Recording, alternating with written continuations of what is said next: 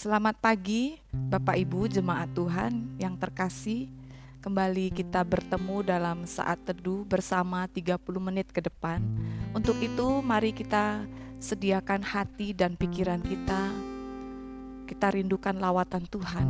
Kita rindukan jamahan Tuhan bekerja sebelum kita memulai aktivitas kita hari ini. Mari sama-sama kita tundukkan kepala, kita berdoa. Bapa yang baik, terima kasih untuk pagi hari ini, untuk segala berkat anugerah-Mu yang Kau berikan dalam setiap kami Bapa. Kami bersyukur Tuhan. Sebentar kalau kami akan memuji menyembah Engkau Tuhan, kiranya Engkau hadir bersama dengan kami di tempat ini dan juga dimanapun jemaat berada, yang mendengar Tuhan, yang bersama-sama dengan kami. Tuhan, Engkau yang menjamah dan memberkati kami semua. Terima kasih Tuhan, segala kemuliaan hanya bagi-Mu. Di dalam nama Tuhan Yesus kami berdoa. Amin. Haleluya. Bapa, Engkau baik. Engkau Allah yang penuh dengan kasih karunia. Bapakku yang baik, Kau sangat ku cinta, lebih dari segalanya di dalam hidupku. Bapakku yang baik, Engkau yang ku perlu, lebih dari segalanya. Kasih-Mu bagiku tak pernah berakhir, kasih setia-Mu selalu dalam hidupku, tak pernah berhenti berharap padamu. Yesusku, Kau segalanya.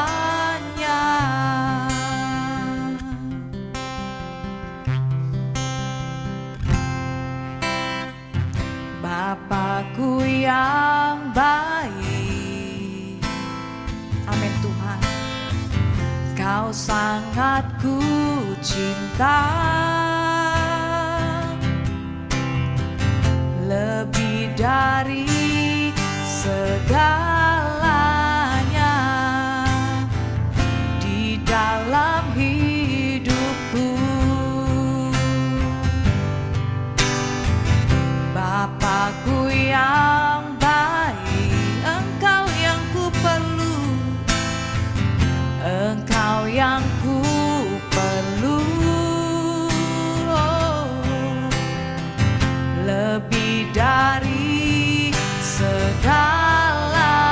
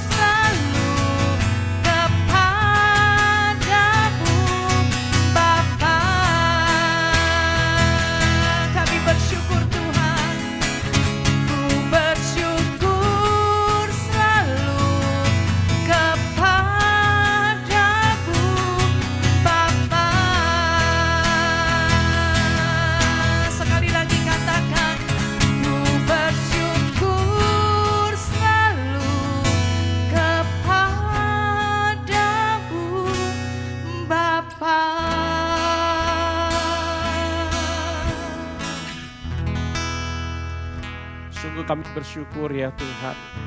Sebab kami percaya Engkau adalah Bapa yang baik, yang mengasihi setiap kami, yang memimpin langkah-langkah hidup kami.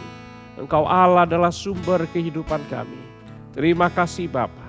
Pada pagi yang indah ini Tuhan, kami siapkan hati kami. Kami tenangkan hati dan pikiran kami. Kami mau mendengarkan firman-Mu.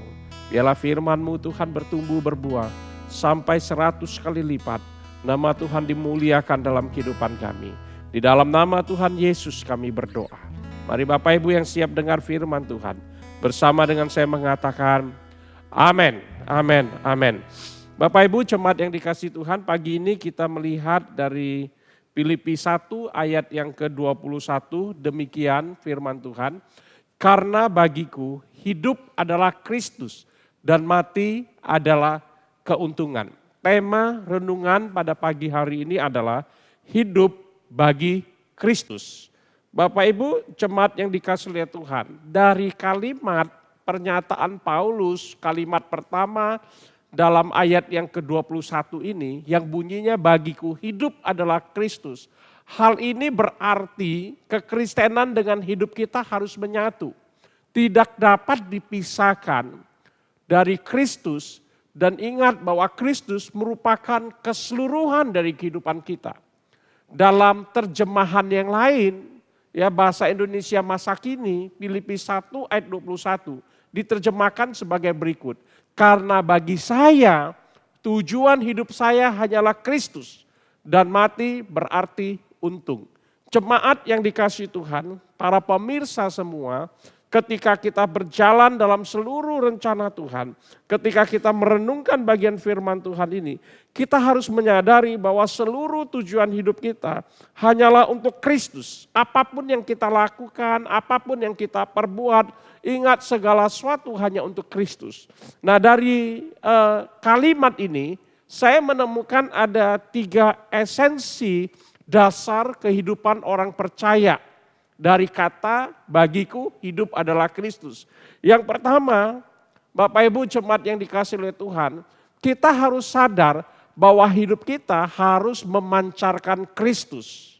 Amin. Setiap kita yang telah diselamatkan, setiap kita yang telah menerima Yesus sebagai Tuhan dan Juru Selamat dalam kehidupan kita, setiap kita yang telah mengalami pemenuhan oleh kuasa Roh Kudus, kita harus mendisplay atau memanifestasikan sifat-sifat Kristus di dalam kehidupan kita. Itu artinya apa? Itu artinya buah-buah roh harus muncul di dalam kehidupan kita. Kita menjadi pribadi yang bersukacita, kita menjadi pribadi yang sabar, kita menjadi pribadi yang penuh kasih, kita menjadi pribadi yang murah hati, kita menjadi pribadi yang bersukacita di dalam kehidupan kita. Dan orang bisa melihat bahwa kita adalah pribadi yang mampu menguasai diri dalam hidup kita. Karena kita harus memancarkan karakter Kristus sehingga orang lain bisa melihat Yesus di dalam hidup kita. Bapak Ibu yang dikasihi Tuhan, jangan biarkan kita menjadi batu sandungan untuk orang-orang yang belum percaya kepada Kristus. Sehingga mereka tidak bisa percaya kepada Tuhan karena melihat tingkah laku dan perbuatan kita. Ingat bahwa kita adalah milik Kristus. Kita harus memancarkan karakter Kristus dalam hidup kita. Kita adalah surat Kristus yang terbaca bagi banyak orang. Paulus menggambarkan di dalam 2 Korintus 3 ayat 2 sampai ayat yang ketiga, demikian bunyi firman Tuhan. Kamu adalah surat pujian kami yang tertulis dalam hati kami dan yang dikenal dan yang dapat dibaca oleh semua orang. Ayat yang ketiga, karena telah ternyata bahwa kamu adalah surat Kristus. Jadi orang-orang Kristen, orang-orang percaya, Paulus menggambarkannya bahwa kita adalah surat Kristus yang ditulis oleh pelayanan kami. Ditulis bukan dengan tinta tetapi dengan roh dari Allah yang hidup. Bukan pada loh-loh batu melainkan pada loh-loh daging yaitu di dalam hati manusia. Jadi jemaat yang dikasihi oleh Tuhan, para pemirsa yang mengikuti saat teduh pada hari ini, ingat bahwa kita adalah surat Kristus. Di mana kita dimateraikan dengan Roh Kudus yang berkarya di dalam hidup kita.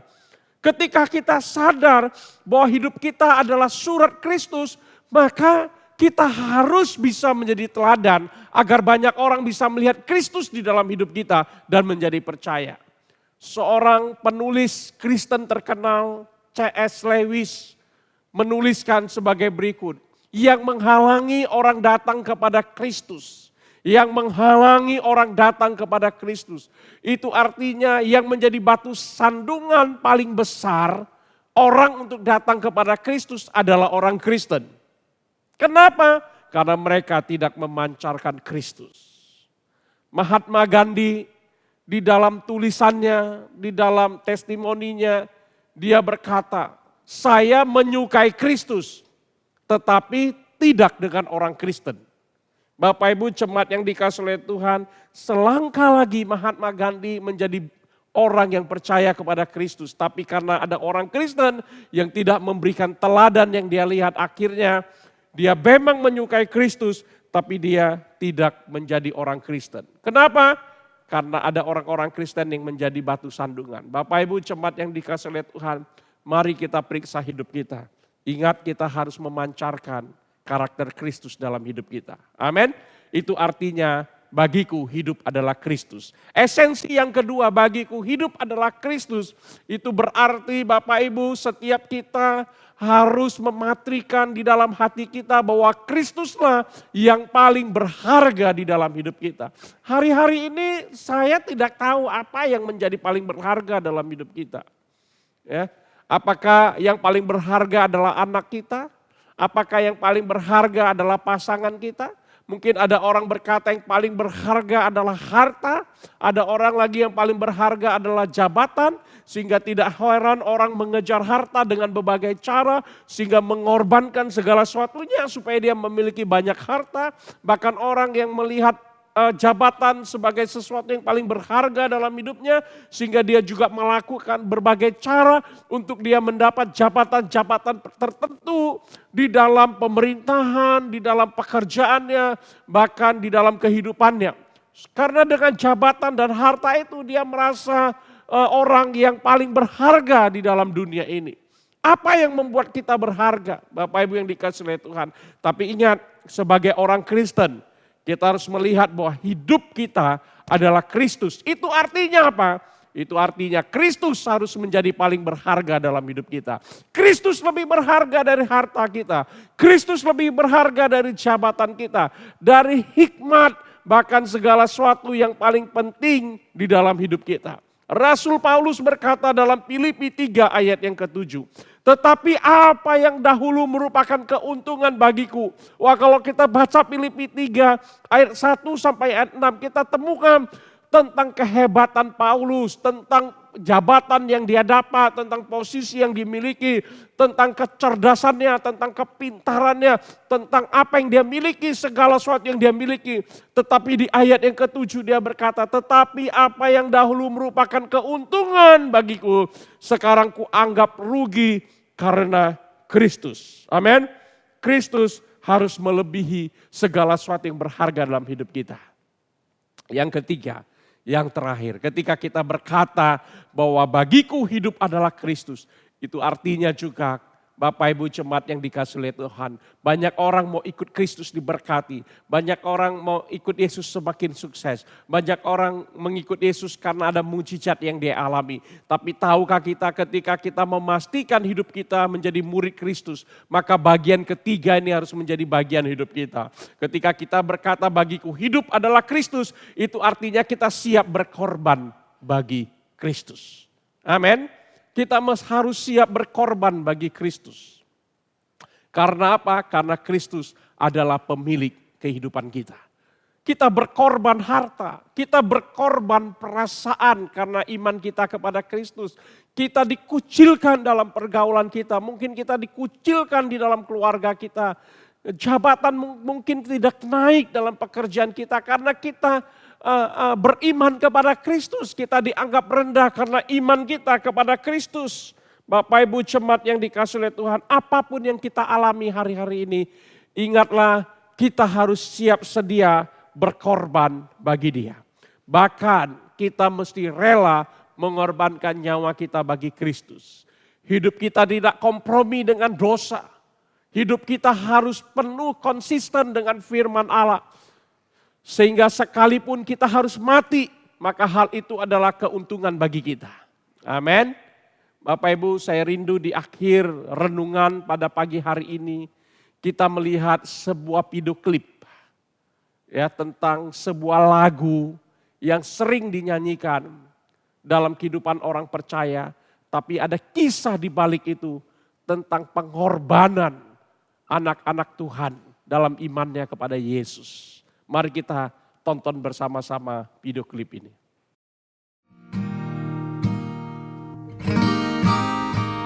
There's a true story of a small village in India. And in this village, there was this family that came to a saving faith in Jesus Christ as Savior and Lord. This agitated the village so much, and everybody became so upset that an angry mob gathered and shoved them into the public square. The village chief confronted them, and he said to the man, "If you and your family will not recant your faith, you all will surely die." The man didn't know what to say or what to do. And so the only thing that came to mind for him were the words of a song that he himself had composed when he had first surrendered his life to God. And so he began to sing, "I have decided to follow Jesus. No turning back, no turning back." And with that, horrifically, his children were killed. I have decided to follow Jesus.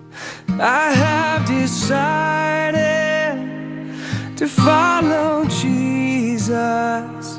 I have decided to follow Jesus. No turning back, no turning back.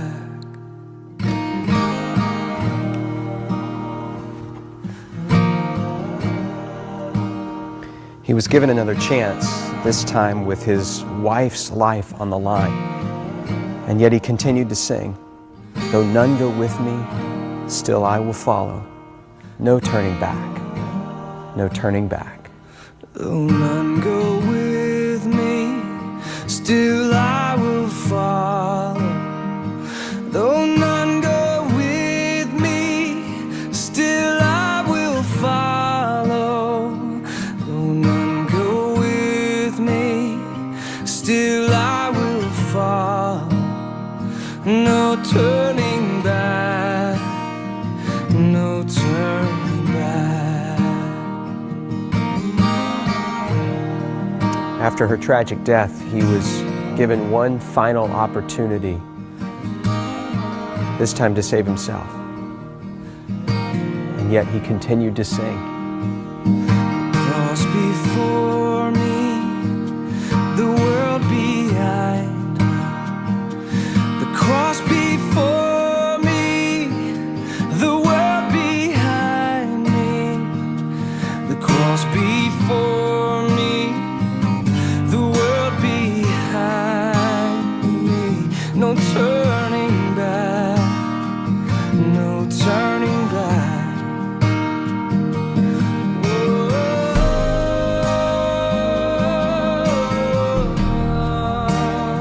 Even though that man and his family died on that day, something remarkable happened.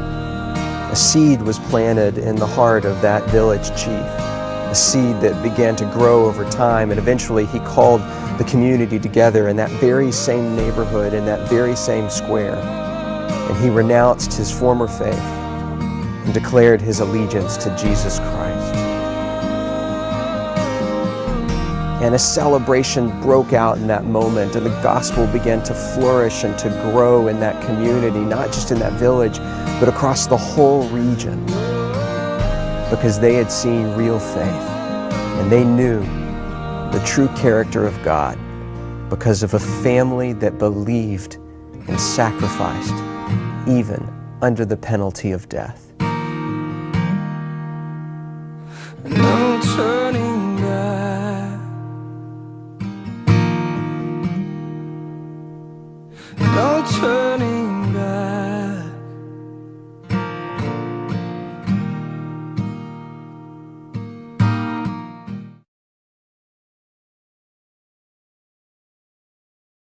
Bapak Ibu yang dikasihi oleh Tuhan, mari ketika kita mengatakan bahwa bagiku hidup adalah Kristus, kita sungguh diingatkan dalam hidup kita bahwa apapun dalam hidup kita, kita sadar bahwa kita adalah milik Tuhan. Amin. Amin.